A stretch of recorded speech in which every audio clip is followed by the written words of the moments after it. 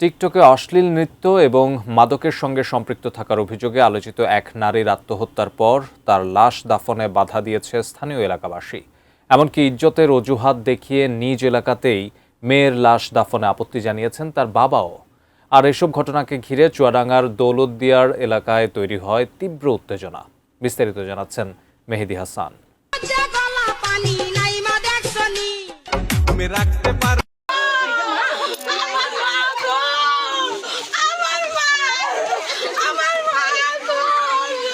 মরদেহ সামনে রেখেই চলছে উত্তেজনা। একদল মানুষ অনড়, কোনোভাবেই এই লাশ এখানে দাফন করতে দেয়া হবে না। স্থানীয়দের অভিযোগ, মৃত নারী টিকটকে অশ্লীল নাচ গান করতেন এবং মাদকের সঙ্গে সম্পৃক্ত ছিলেন। আর এসব অভিযোগকে কেন্দ্র করেই চুয়াডাঙ্গার দৌলতদিয়ার এলাকায় তৈরি হয় উত্তেজনাকর পরিস্থিতি। পরে প্রশাসনের সরাসরি হস্তক্ষেপে শেষ পর্যন্ত দাফন সম্পন্ন করা হয়। স্থানীয়দের দাবি, ওই নারী দৌলতদিয়ার স্থায়ী বাসিন্দা ছিলেন না। কয়েক বছর আগে পরিবার নিয়ে সেখানে ভাড়া বাসায় ওঠেন তারা। এলাকাবাসীর অভিযোগ, সামাজিক যোগাযোগ মাধ্যমে বিভিন্ন ধরনের ভিডিও তৈরি এবং মাদকের সঙ্গে সম্পৃক্ত থাকার কারণে দীর্ঘদিন ধরেই তাকে নিয়ে এলাকায় নানা সমালোচনা ছিল। আর সেই কারণ দেখিয়েই স্থানীয় কবরস্থানে তাকে দাফন করতে আপত্তি জানান অনেকেই। এতে ধীরে ধীরে পুরো এলাকায় উত্তেজনা ছড়িয়ে পড়ে। আমি বুঝি নির্মাণের শিল্প, সালাম স্টিল বোঝে ডিউরেবিলিটি। সালাম স্টিল, মোস্ট ডিউরেবল স্টিল। আমরা চাচ্ছি আমাদের পারিবারিক বা আমাদের যে ৮ নম্বর ওয়ার্ডের যে গোরস্থান কবরস্থান আমাদের সবাই জনগণের, সে এখানকার অবৈধ এক কথাই। তার সে আমাদের ৮ নম্বর ওয়ার্ডের কোনো এনআইডি কার্ডও নেই তার, সে এখানকার বাড়ির মালিকানাও না। তাদের বাপের বাড়ি রেলবাজার, রেলপাড়া, ওখানে কবরস্থান আছে, ওখানে দিক বা ওনার বাপের এলাকায় দিক, নাহলে ওনার স্বামী যেখানে আছে সেখানে দিক। আমরা চাচ্ছি, আমাদের এলাকাবাসী চাচ্ছে যে তার লাশ যেখানে দাফন না হোক। সে যেখানে মারা গিয়েছে তার স্বামী সে সেখানেও রাখেনি।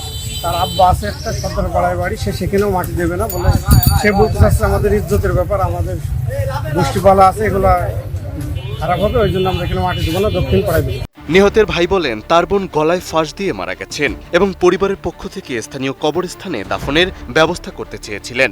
এ সময় কবরস্থানের দায়িত্বশীলদের পক্ষ থেকে প্রথমে টাকা নেওয়া হলেও পরে সেই টাকা ফেরত দিয়ে সেখানে দাফন করতে আপত্তি জানানো হয়। মারা গিয়েছে, আমাদের বললো যে ৭,০০০ টাকা লাগবে কবরের জন্য, আর ১,০০০ টাকা দেওয়া লাগবে বাসের জন্য। আমরা ৭,০০০ টাকা রাজি হলাম যে 7,০০০ টাকা দেওয়া হবে। তাহলে আমার টাকা সব বিকাশ নেওয়ার পরে তারা বলছে যে হবে না, টাকা নিয়ে নাও, মাটি এখানে দিতে হবে। অন্যদিকে নিহত নারীর স্বামী জানান, ঘটনার আগে পারিবারিক বিষয় নিয়ে তাদের মধ্যে ছোটখাটো কথার কাটাকাটি হয়েছিল। ঝগড়ার এক পর্যায়ে নিজ কক্ষে গিয়ে দরজা বন্ধ করে দেন তার স্ত্রী। আমার বলছে যে এই যে বাসায় তুমি গ্যাস নিয়ে আসবা, এসে লাগাই দিবা, তারপরে তুমি বাসায় যাবা, বাইরে যাবা। আমি এই কথা বললে আমি আবার বলছি যে তাতে কি হয়েছে, আমি একটু চা খাইনি বলে চা খাইতে আসছি, তাই এটা নিয়ে তুমি এত সিনক্রেট করো কেন? এত সিনক্রেট করার দরকার নেই। পরিস্থিতি নিয়ন্ত্রণে ঘটনাস্থলে যান প্রশাসন ও পুলিশ। দীর্ঘ আলোচনা এবং স্থানীয়দের উত্তেজনার মধ্যেই প্রশাসনের উপস্থিতিতে শেষ পর্যন্ত ওই নারীর দাফন সম্পন্ন করা হয়। তবে পুরো ঘটনাকে ঘিরে এলাকায় ব্যাপক চাঞ্চল্যের সৃষ্টি হয়েছে। এলাকাবাসী সব মোটামুটি আমরা একটু করছি, এলাকাবাসীও তারা রাজি হয়েছে, যেহেতু তারা এলাকায় বসবাস করে, তাদের কবরস্থান তাদের প্রথমে রাজি হয় না, পরে রাজি হয়ে তারা নিজেরাই দাফনের ব্যবস্থা করেছে। এখন পরিস্থিতি স্বাভাবিক, এখন কোনো পরিস্থিতি আমাদের আইন শৃঙ্খলা বিষয়ে কোনো সমস্যা নাই। Mehedi Hasan, ATN news.